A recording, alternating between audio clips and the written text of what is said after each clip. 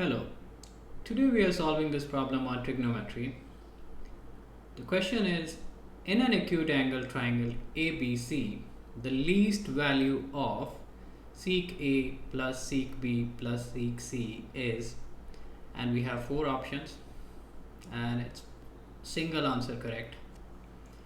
Okay, so in order to solve this question, first let's draw an acute angle triangle and let's discuss the properties. So in any acute angle triangle, secA, secB and secC will all be positive. So all of them are positive. That's one point that we have here. Okay, so first we are just discussing all the key points that we know from this question, and then we'll use those points to solve this question. Another point that we know is, in any triangle, sum of angles A plus B plus C is pi, right? Okay, so we have two key points. All right, the third point is somewhat related to whenever you need to find the maximum or the minimum value of some numbers. For example, you want to find out the maximum or the minimum value of A plus B plus C. In all these cases, whenever you want to find the maximum or the minimum value of such numbers, some of these numbers, we use the concept of AM. The arithmetic mean of these numbers is always greater than or equal to their GM. So by using that, I can say that sum of three numbers divided by 3 is greater than or equal to A times B times C cube root. And if it is n numbers, then I would say A plus B plus C and so on, such that there are n numbers divided by n greater than or equal to A times B times n numbers whole raised to the power 1 over n. So that's the formula that we'll be using here. So we have these three key points that we'll use to solve this question. Okay, let's get started. So starting with secA plus secB plus secC over 3 is greater than or equal to secA times secB times secC whole raised to the power 1 over 3. Now if I look at the right hand side and convert my sec values in terms of cos, I will get 1 over cos A times 1 over cos B times 1 over cos C, right? Okay, and the left hand side of this inequality will look like sec A plus sec B plus sec C, and if I multiply 3 on the other side, it will look like greater than or equal to 3 times 1 over cos A, cos B, cos C, right? Okay, now that means we want to find out what is the least value of secA plus secB plus secC, and we can find that if we are able to solve this right hand side of this inequality, right? Okay, let's focus on that. So the starting point here we have is cos A, cos B times cos C.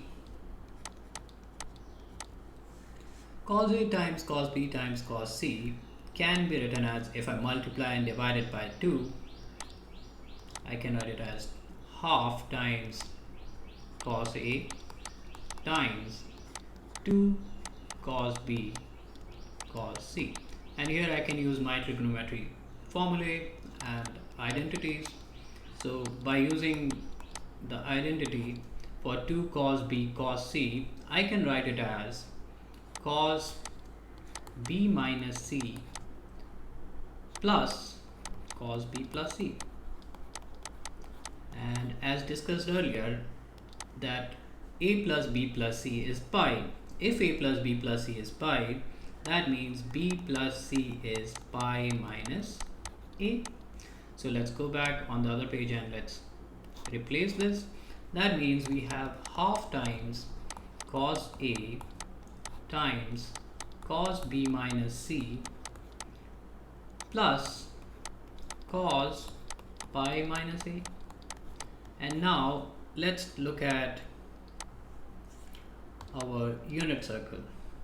So in the unit circle, we know pi minus one angle, any angle, pi minus an acute angle, so it's pi minus a. That means the reference angle lies somewhere in second quadrant, right? So the reference angle is somewhere in second quadrant, and in second quadrant we have cos negative. That means I have negative. And another thing, whenever you have cos of pi plus or minus theta, or you have cos 2 pi plus or minus theta, in all those cases cos remains cos. That means cos pi minus a is cos a. Okay, that means my equation changes to half cos a times cos b minus c minus cos a, right? Now let's try to simplify it further. Now what about b minus c? In any acute triangle, cos b minus c is less than equal to 1.